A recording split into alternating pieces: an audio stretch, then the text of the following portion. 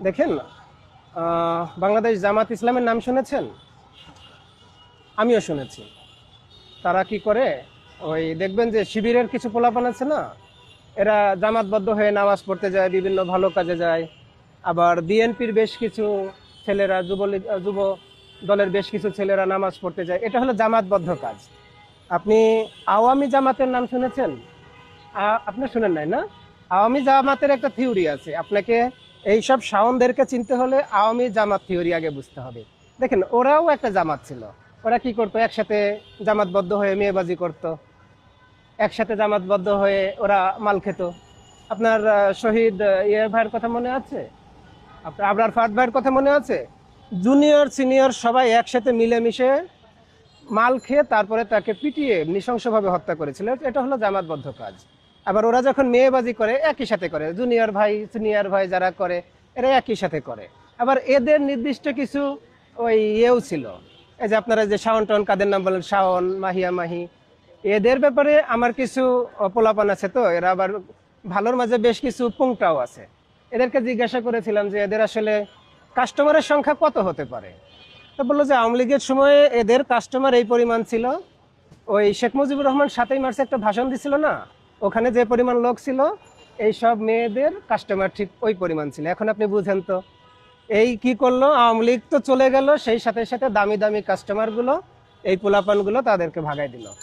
আমার তো মনে হয় এরা জুলাই সিডিআই বলছে, এটা তো অল্প বলে ফেলছে। এরা প্রতি রাত্রে এই জুলাইয়ের পোলাপানকে অভিশাপ দেয়।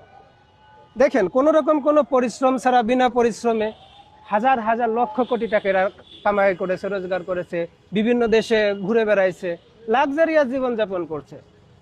এদেরকে যে আপনারা এই যে কাস্টমারগুলো দেশ থেকে ভাগাই দিলেন, এরপরেও আপনারা তাদের বিরুদ্ধে আবার মামলা করতেছেন, একটু তাদের যে মনের যন্ত্রণাটা সেটা তো মিটাতে দিবেন মিনিমাম, তাই না? আপনারা যে জুলাইতে এদের কত বড় ক্ষতি করছেন আপনারা বুঝতে পারতেছেন না। এই জন্য আমার মনে হয় যে এদেরকে একটু কথা বলার সুযোগ দেন, মনের যন্ত্রণাটা এরা একটু প্রকাশ করুক। আমরা এরকম অনেকের নাম জানি। দেখেন, গত 5 বছরে এই যে মিডিয়ার এই জগৎটাতে কোনো কাজ হয় না, এরকম অনেক নায়িকার লিস্ট আমার কাছে আছে। কিন্তু প্রতি 2 মাস পর পর এদের একটা অ্যাওয়ার্ড অনুষ্ঠান হয়। কি কাজ করছে নিজেও জানে না। দেখবেন অনেকের এই গলার কাছে কুকুরের মতো কামড়াইছে, এটাকে আবার লাভ বাইট না কি যেন বলে ইংরেজিতে। ওই পিঠে কামড়ের দাগ, এটাতে আবার লাভ বাইট বলে।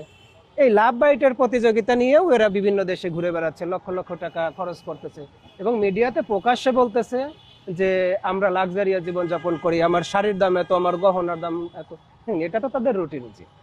এটা আমি বললে পরে তারা বন্ধ করে দিবে? কিংবা যদি সরকারকে এখন বলি যে এদের ইনকামের উপর ট্যাক্স ধরেন, সরকার সেটা করতে পারবে? বরং যারা বেশ্যা লীগ আছে তাদেরকে বেশ্যাবৃত্তি করতে দেন। আপনারা দেখেছেন না, কিছুদিন আগে হিন্দু লীগ, অল্প কিছু হিন্দু যারা আসলে হিন্দুত্ববাদ চরম উগ্র পন্থা নিয়ে রাস্তায় দাঁড়িয়েছিল, আমরা তাদেরকে কিছু বলেছি? আমরা শুধু দেখেছি যে এরা সংখ্যায় কত। এই যে এখন যারা বেশ্যা লীগ আছে, আমরা জানি যে এরা সংখ্যায় কত। একজন কথা বললে তার সাথে আরেকজন বলবে, এরকম 5-10 জন, 15 জন, 20 জন। এটা নিয়ে মামলা মোকদ্দমা কিংবা এটা নিয়ে মুখ খারাপ করার, এটাতে কিছু করার দরকার নাই। এরা এমনিতেই থেমে যাবে।